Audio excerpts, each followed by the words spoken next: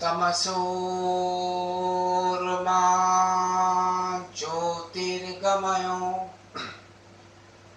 असतो मा सद्गमय असतो मा सद्गमय तमसो मा ज्योतिर्गमय मृत्युर्मां अमृतगमय। আজকে আমাদের বিষয় ছিল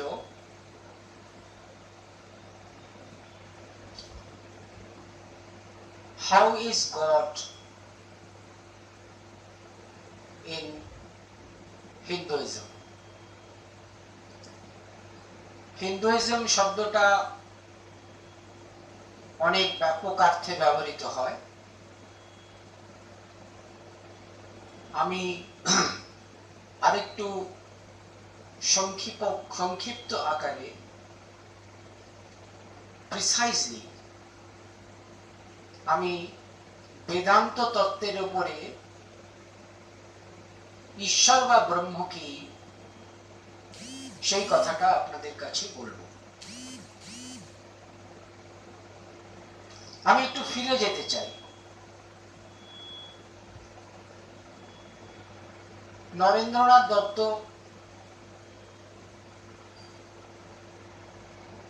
ঠাকুর শ্রীরামকৃষ্ণকে জিজ্ঞেস করলেন,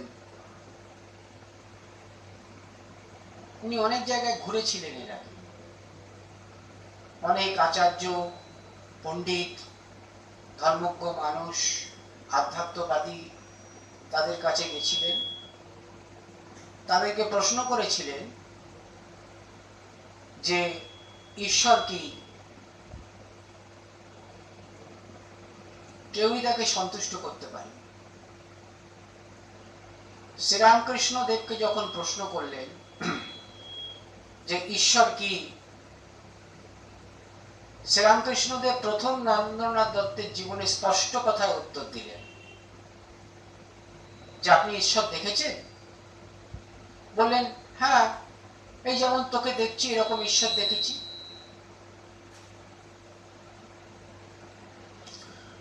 নরেন্দ্রনাথ দত্ত প্রথমবার খুঁজে পেলেন একটা মানুষ যে স্পষ্ট ভাষায় বলতে পারে আমি ঠিক তোকে যেমন দেখছি সেরকম আমি ঈশ্বর দেখেছি।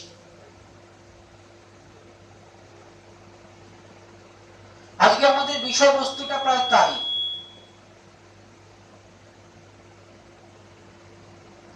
ঈশ্বর দেখা যাবে না, কারণ শ্রীরামকৃষ্ণদেব আমি নয়, আমি আচার্যও নয়। আমরা যেটা খুঁজে পেতে পারি সেটা হলো ঈশ্বর কি, শাস্ত্র কি বলছে। আপনারা জানেন যে বেদান্তের সার কথা ব্রহ্মসূত্রে বলা হয়েছে। বাদরায়ণ তার ব্রহ্মসূত্রের সূত্রে লিখেছেন শাস্ত্র জনিবাদ, শাস্ত্র জনিতা, অর্থাৎ শাস্ত্রই যা বলছে তার উপরে ভিত্তি করে ঈশ্বরকে নির্ণয় করতে হবে। আমরা যারা ঈশ্বর মানি, যারা ভগবানকে বিশ্বাস করে তার কাছে প্রার্থনা করি, আকুতি জানাই, মঙ্গলের কামনা করি, তারা প্রত্যেকেই ঈশ্বর তত্ত্বে আস্থা রেখেই আমরা বলি যে আমরা ঈশ্বরকে মানছি, ঈশ্বরকে জানছি, ঈশ্বর আমাদের রক্ষা করবেন, ঈশ্বর আমাদের একদিন দর্শন দেবেন। শ্রীরামকৃষ্ণদেব বললেন যে ঈশ্বর কি? জীবনের উদ্দেশ্য হচ্ছে ঈশ্বর লাভ। এই জীবনের উদ্দেশ্য ঈশ্বর লাভকে সম্পন্ন করতে গেলে বলছে সাধন মার্গ কি? বলছেন শ্রবণ মনন নিধিধ্যাসন, অর্থাৎ শ্রবণ করতে হয় তার কথা, শাস্ত্র পাঠ, সাধু সঙ্গ, আর মনন করতে হয় শাস্ত্রে যা পড়েছি। তাই মনন শাস্ত্রের সঙ্গে যদি করতে হয় তাহলে শাস্ত্রের অন্তঃসার কথাকে বোঝার জন্য আমাদেরকে উদ্যোগী হতে হবে। ঈশ্বর কাকে বলে, ব্রহ্মই কি ঈশ্বর কি না, এবং হিন্দু শাস্ত্রে তার স্বরূপ কি, এই কথাটা স্পষ্ট করে বোঝার জন্য আজকে গুরু পূর্ণিমা তিথিতে আমরা আলোচনা করব। আপনারা জানেন যে প্রামাণ্য শাস্ত্র হিসেবে উপনিষদের কথা বলা হয়েছে, অর্থাৎ উপনিষদ থেকে যদি যুক্তি কেউ দিতে পারে ঈশ্বর তত্ত্ব কি, ব্রহ্ম তত্ত্ব কি, তাহলে সে ঈশ্বর তত্ত্ব সম্বন্ধে তার কথাকে সে প্রমাণ দিতে পারে। আজকে আমরা একবিংশ শতাব্দীতে বিজ্ঞানের উন্নত যুগে বাস করি। বিজ্ঞান মনস্কতা দিয়ে যদি কখনো চেষ্টা করে দেখা যায় যে ব্রহ্ম বা ঈশ্বর কি, যদিও ব্রহ্ম বা ঈশ্বরের মধ্যে অন্তর আছে, তফাৎ আছে, সেটা আমরা পরে বলবো। ব্রহ্ম বা কি, ঈশ্বর কি, তাহলে একটু নব্য বিজ্ঞানের দিকে ফিরে যেতে হবে।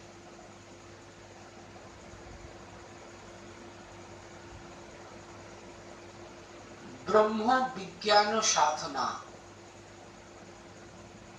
উপনিষদে সাধকরা ব্রহ্ম বিজ্ঞান সাধনার কথা উল্লেখ করেছেন, অর্থাৎ বিজ্ঞান নয় ব্রহ্মকে জানা। আর বৈজ্ঞানিকরা বিজ্ঞানময় সত্যকে জানার তপস্যা করছে। সেই দুটো বিজ্ঞানের ব্যাখ্যা তফাৎ আছে, কিন্তু তবু আমরা কোথাও কোথাও মিলিয়ে দেখার চেষ্টা করব। যেমন আমরা একটু ফিরে যেতে চাই খুব সংক্ষেপ আকারে, তফাৎটা আগে বলে দিই। বিজ্ঞানের ব্রহ্ম সাধনা বা সত্য সাধনা হলো দেয়ার, অর্থাৎ বাইরে, অবজেক্টে, পদার্থতে, ইট কাঠ গাছপালা পাথর শরীর দেহ কোষ ইত্যাদিতে বিজ্ঞানের সাধনা। আর বেদান্তের বিজ্ঞানের সাধনা হলো অন্তরে, একটা বাইরে একটা অন্তরে, একটা বহির্জগতে একটা অন্তর্জগতে। বহির্জগতের দুটো কথা, সামান্য কথা আপনাদের বলে নেওয়া হয়। আপনারা অনেকেই জানেন কোয়ান্টাম মেকানিক্স ফিজিক্সের নব পর্যায়ের বিজ্ঞান সাধনা। আমি ফিজিক্সের কোয়ান্টাম মেকানিক্সের তত্ত্বে আপনাদের দীর্ঘ সময় যেতে চাই না। আমি যেটা বলতে চাই তার মৌলিক উপপাদ্য বিষয়টা। বিজ্ঞান মোটামুটি মেনে নিয়েছে যে there is one unifying force, অর্থাৎ একটা শক্তি কাজে কার্যকর আছে, যে শক্তির উপর দাঁড়িয়ে সমগ্র বিশ্বের সমাপতন নিষ্পন্ন হচ্ছে। কারণ বিগ ব্যাং থিওরি বলছে যে এই জগৎ সৃষ্টি হবার আগে একমাত্র জিনিস ছিল। কি জিনিস ছিল সেটা বোঝা যাচ্ছে, কারণ সেই সময় কাল এবং সময় দুটোই সেখানে কার্যকর ছিল না, অর্থাৎ কাল সময়। কারণ সময়টা আমরা ব্রহ্মকে যখন বিশ্লেষণ করি তখন আমরা দেখি বেদান্ত বলছে ব্রহ্ম কালাতীত, অর্থাৎ ব্রহ্ম কোন সময়ের নিবন্ধে আবদ্ধ নয়। ব্রহ্ম কালাতীত, সে সময় কাল ইত্যাদির ঊর্ধ্বে। The consciousness is above time and space. এই যে সময়ের ঊর্ধ্বে অর্থাৎ ব্রহ্ম, শাস্ত্র কি বলছে? শাস্ত্র বলছে জন্মাদস্য ইয়ত, জন্মাদস্য ইয়ত, ব্রহ্মসূত্র বলছে, অর্থাৎ ব্রহ্ম জিজ্ঞাসা। আমি যদি ব্রহ্মকে জানতে চাই তার প্রথম দিকে সূত্র হচ্ছে জন্মাদস্য ইয়ত, অর্থাৎ জন্ম যা কিছু হয়েছে, জন্ম স্থিতি এবং জন্মাদস্য শব্দের মানে হচ্ছে জন্ম স্থিতি এবং নাশ, এই সমস্তটাই ব্রহ্ম থেকে জাত হয়েছে। অর্থাৎ সৃষ্টি স্থিতি এবং প্রলয় এগুলো সবই ব্রহ্ম থেকে জাত হয়েছে।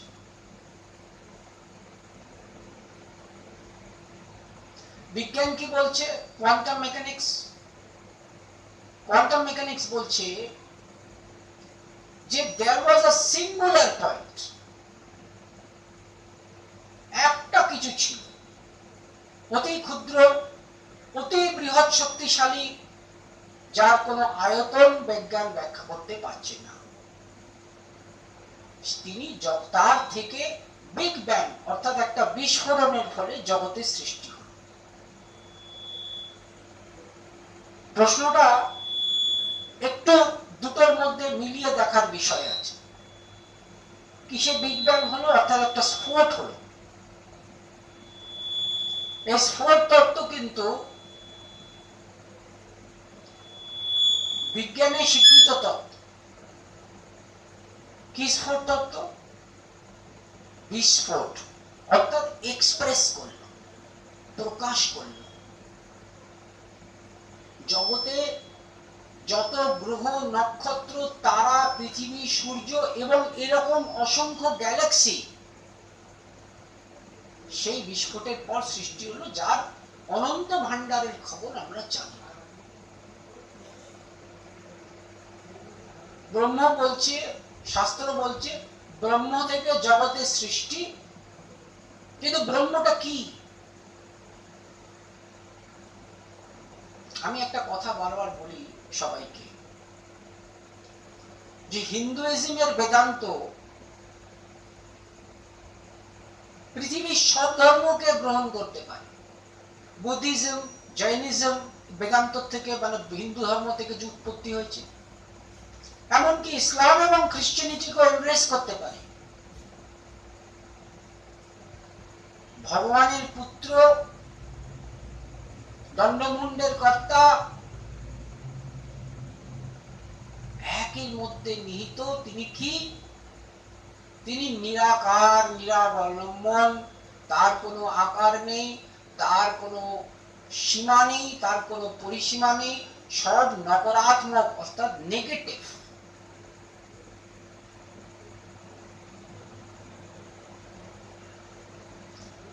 বিজ্ঞানের সিঙ্গুলারিটি কি? বিগ ব্যাং এর আগে এক। কোয়ান্টাম ফিজিক্সের দ্বিতীয় তত্ত্ব কি? সবকিছু যে পদার্থ, অর্থাৎ সবকিছু যে পার্টিকেল, এটা ভাববার কোনো কারণ নেই। কারণ কোয়ান্টাম মেকানিক্স বলছে every particle and there is a wave. বিজ্ঞান বলছে যে আলোর যে ফোটন, তার কোনো মাস হয় না।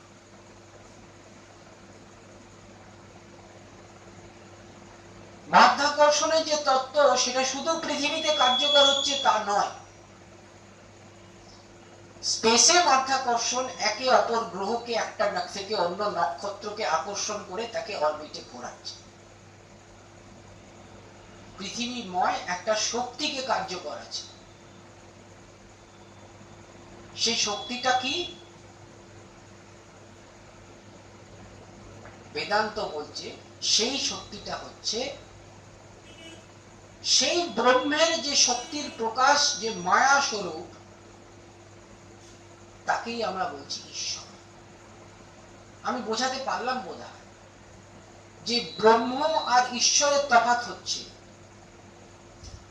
ব্রহ্ম যখন জগৎ রূপে ব্যক্ত হয়, অর্থাৎ সিঙ্গুলার ফিজিক্সের সিঙ্গুলার তত্ত্ব, এক তত্ত্ব যখন বিস্ফোট বা স্ফোট হবার পরে ব্রহ্মাণ্ড জুড়ে পরিব্যাপ্ত হয়, এই ট্রানজিশনটা হচ্ছে ব্রহ্ম থেকে ঈশ্বর, কারণ ব্রহ্ম ডিফাইন্ড হয়। ব্রহ্মের শক্তির প্রকাশকে ঈশ্বর বলি, আর সেই ঈশ্বর সর্বত্র বিরাজমান কেন? বিজ্ঞান কি বলছে একটু ঘুরে দেখতে হবে। আবার আমি আপনাদের ফিরে যাই কোয়ান্টাম ফিজিক্সে। কোয়ান্টাম ফিজিক্সে বিজ্ঞান বলছে যে ধরুন একটা পার্টিকেল, একটা ছোট্ট পার্টিকেল, তাকে স্প্লিট করা হলো, অর্থাৎ তাকে দুটুকরো করে দুটো ডাইরেকশনে পাঠিয়ে দেওয়া হলো, সে 1000 কোটি মাইল দূরত্বে চলে গেল। একটা পার্টিকেলকে ধরে তার নেচারকে বদলে দিলেন, আর একটা পার্টিকেলের কোনো খোঁজ আপনার রাখার দরকার নেই, কোনো সংযুক্ত হচ্ছে না। যে নেচার বদলালেন সেই একই নেচার ওই পার্টিকেলের আর একটা অঙ্গ বদলে ফেলে, নিজে নিজেই বদলে ফেলে। শাস্ত্র কি বলল? শাস্ত্র বলল স্থাবর জঙ্গম আদি, অর্থাৎ সমগ্র জীবে, সমগ্র পদার্থে, পৃথিবীর বায়ু, আকাশ, অন্তরিক্ষ, স্পেস, গ্যালাক্সি সবই ঈশ্বরময়। কে ঈশ্বর? এক ঈশ্বর।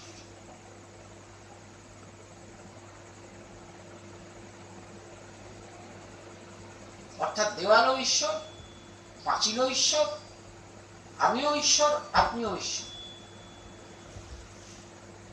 ব্রহ্ম যখন সকারাত্মক হয়, ওয়েভকে যখন পার্টিকেলে দেওয়া যায়, তখন সেটা ঈশ্বর রূপে পরিণত হয়।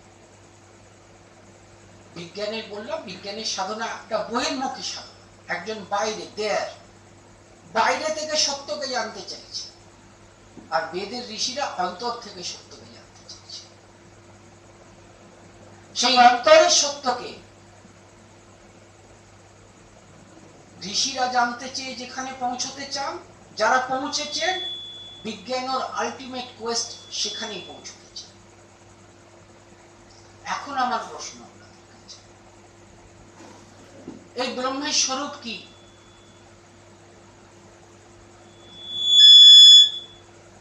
এই ওয়েভের স্বরূপ কি? এই ব্রহ্মের স্বরূপ হলো আত্মা স্বরূপ। আত্মা আমাদের দুটো বিভাজনের কথা বলা হচ্ছে, অর্থাৎ যিনি ঈশ্বর তিনি আমাদের মধ্যে অধিষ্ঠান করেন।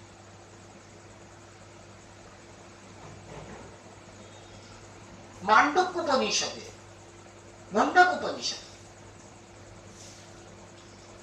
বলা হচ্ছে যে একটা ডালে দুটো টুইন পাখি, একসঙ্গে লেগে থাকা দুটো পাখি বসে আছে।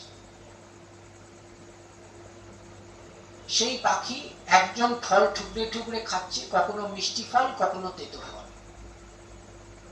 তেতো ফল পেলে সে থুতু করে ফেলে দিচ্ছে, মুখটা বিকৃত করে বলছে বাবা কি বিচ্ছিরি খেতে। আরেকটা পাখি কি করছে? সে নীরবে দেখছে। মুন্ডক উপনিষদ এই যে তফাৎটা করছে, অর্থাৎ যে পাখিটা খাচ্ছে সে ওই একই পাখি একই ডালে বসে আছে, আর যে দেখছে সে হচ্ছে ওই পাখিরই অঙ্গ একই ডালে বসে আছে। যে দেখছে তিনি হচ্ছেন পরমাত্মা, তিনি ব্রহ্মস্বরূপ। আর যিনি খাচ্ছেন তিনি হচ্ছেন তিন মায়ার অধীনে ঈশ্বর স্বরূপ আমার মধ্যে বাস করছেন। তিনি ভোক্তা, তিনি কিন্তু ভগবান কৃষ্ণ একটা অদ্ভুত কথা বলছেন, বলছেন অর্জুন তো পৃথিবীর সবকিছু মায়ার অধীন, কিন্তু আমি মায়ার অধীন নয়, আমি মায়ার মধ্যে থেকেও মায়াধীশ। ঈশ্বর মায়ার নিয়ন্ত্রক, শত রজ তম। বিজ্ঞান যাকে কোয়ালিটেটিভলি যখন নিয়ে যাচ্ছে যে সমগ্র জিনিসটা হচ্ছে এনার্জি, সে ম্যানিফেস্টেড হচ্ছে, প্রকাশিত হচ্ছে বিভিন্ন তরঙ্গে, বিভিন্ন অণু পরমাণুতে, তখন বিজ্ঞান যে এন্টিটির কথা বলছে, ব্রহ্মতত্ত্ব সম্বন্ধে সেই এন্টিটির কথা কাছাকাছি মিলিয়ে নেওয়া যায়, একদম মিলবে না। সেই তত্ত্ব হলো এই, সে ম্যানিফেস্টেড হচ্ছে ঈশ্বর রূপে, যাকে আমরা পুজো করি। ধরুন আমরা বেদে যে দেবতাদের পুজো করতাম, পুরাণে সে দেবতাদের পুজো করি না। বেদে কালী নেই, বেদে দুর্গা নেই, শীতলা ঠাকুর নেই, কৃষ্ণ ঠাকুর নেই, বিষ্ণু আছে, রুদ্র আছে। আবার বেদেতে অগ্নি আছে, বরুণ আছে, সরস্বতী আছে। বেদেতে ইন্দ্র হচ্ছে রাজা। এরা প্রকৃতভাবে দেবতা, এদের মধ্যে ঈশ্বরের প্রকাশ বেশি, কিন্তু এরা ব্রহ্ম নয়।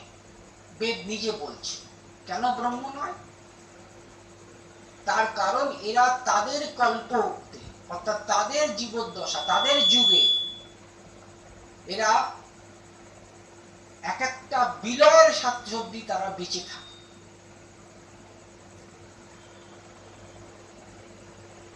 সেই বিলয়ের সঙ্গে তারা বেদের তত্ত্বে তারা কি দিচ্ছে আমাদের, তারা সামর্থ্য দিচ্ছে। তারা কি দিচ্ছে আমাদের, তারা প্রভাব প্রতিপত্তি, শত্রু বিজয় দিচ্ছে, কিন্তু মোক্ষ দিচ্ছে না, ব্রহ্মতত্ত্ব তারা দিচ্ছেন না। ঈশ্বর রূপে এক একটা শক্তিকে আমরা উপাসনা করি। ঐতেরীয় সংহিতায় যদি আপনারা দেখেন, আপনারা সকলেই এখানে যারা পুজো করেন জানেন, যে কোনো পুজো আরম্ভ হওয়ার আগে পঞ্চদেবতার পুজো হয়। ঐতেরীয় উপনিষদ বলছে এই পঞ্চদেবতা কারা। ঐতেরীয় সংহিতা তাতে বলা হচ্ছে চক্ষু, কর্ণ, নাসিকা, বাক, চক্ষু, কর্ণ, বাক, প্রাণ, মন, এরা হচ্ছে আমাদের দেবতা, পঞ্চদেবতা। অর্থাৎ পারসেপশন যেখান দিয়ে হয়, শাস্ত্র বলছে মন দিয়ে আমরা সমগ্র বিষয়টাকে, চিত্ত বা মানস দিয়ে আমরা সমগ্র বিষয়টাকে বিশ্লেষণ করি। আমরা এই পঞ্চদেবতাকে পুজো করি। উপনিষদের উষস্থি একটা অতি সুন্দর তত্ত্ব দিচ্ছে। উষস্থি বলছেন যজ্ঞের প্রতিহর্তাকে বলছেন, উদ্গাতাকে বলছেন যে তোমরা যে মন্ত্রোচ্চারণ করছো, সে মন্ত্রোচ্চারণ কার দিকে ধাবিত হচ্ছে, অর্থাৎ কোন দেবতার উদ্দেশ্যে করছো। খুব পার্টিনেন্ট কোয়েশ্চেন। ইন্দ্র, অগ্নি, বরুণ, সরস্বতী, ডাকা, সিনিবালি এদের কথা কিন্তু বলছেন না, খুব মিস্টিক টুইস্টেড কোয়েশ্চেন করছেন। যদি উত্তর দিতে পারো তাহলে যজ্ঞ করো, যদি সঠিক উত্তর দিতে না পারো তাহলে কিন্তু তোমাদের ধর থেকে মাথা পড়ে যাবে।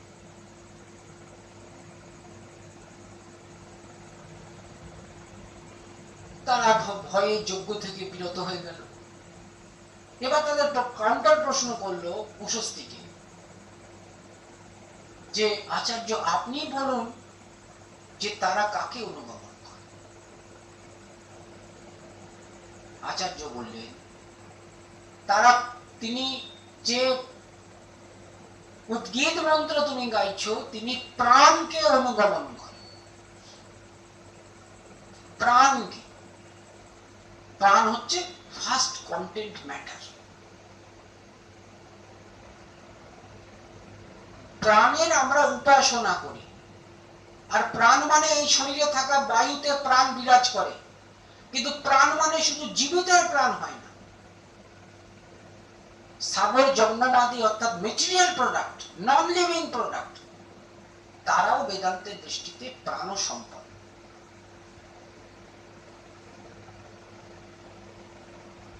তাই প্রাণ আমাদের উপাস্য কেন? বায়ুতে প্রাণ পঞ্চবায়ু, প্রাণ, অপান, ব্যান, সমান, উদান, পঞ্চবায়ু প্রাণবায়ুর উপর নির্ভর করে আমাদের শরীরে বিরাজ করেন ঈশ্বর রূপে। বেদান্ত কোথাও গিয়ে ঈশ্বরের ডেফিনেশন দিচ্ছে।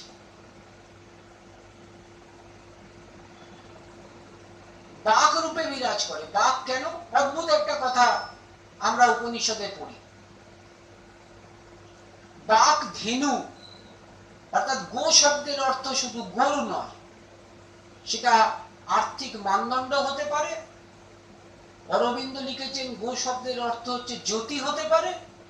আবার উপনিষদে বলছে গো শব্দের অর্থ বাঘ শব্দের অর্থ ধেনু অর্থাৎ গো। কারণ বাঘ মানে কথা, তার মূল আদ্যাক্ষর শাস্ত্রে বলছে ওমকার।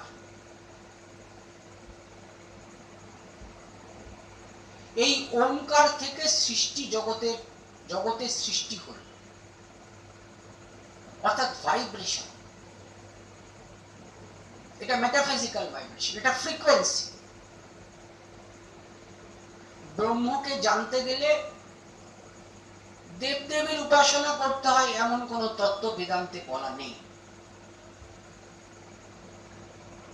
সেজন্য আপনারা জানবেন যে আমরা মৌলিক মন্দিরে গিয়ে বাড়িতে দেবদেবীর কাছে কিন্তু অধিকাংশই আমরা পার্থিব জিনিস চাই। টাকা দাও, পয়সা দাও, ছেলে মেয়ে ভালো করে দাও ইত্যাদি, এগুলো পাওয়া যায়। তার কারণ এর একটা প্রাকৃতিক শক্তির প্রকাশ, ব্রহ্মের প্রাকৃতিক শক্তির প্রকাশ। ব্রহ্ম যখন প্রাকৃতিক রূপে ঈশ্বর রূপে প্রকট হন, তখন তাদের মধ্যে দিয়ে আমাদের বিশ্বাসকে পাথেয় করে আমরা সেই ঈশ্বরকে আমাদের মনের বিশ্বাসকে, অর্থাৎ মন দিয়ে যখন সমস্ত জিনিসটাকে বেদান্ত বলছে দেখি, তখন সেই মন দিয়ে তখন আমরা তাকে বিশ্বাস করি এবং সেটা ফেথ।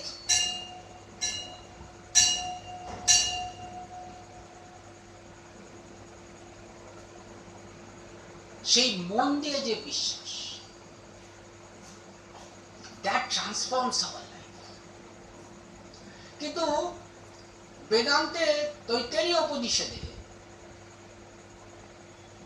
যখন ভৃগুকে তার পুত্র বরুণ বলছেন যে আমি ব্রহ্মকে জানতে চাই, I want to know Brahma, অর্থাৎ ঈশ্বর নর কথা বলছি না, ঈশ্বর হচ্ছে সাকার, অর্থাৎ যা প্রকাশিত হয় ব্রহ্মের তা ঈশ্বর, মায়ার দ্বারা প্রকাশিত। এই মায়া তত্ত্ব বলে আজকে শেষ করব ব্রহ্মের কথা। তাতে বলছেন যে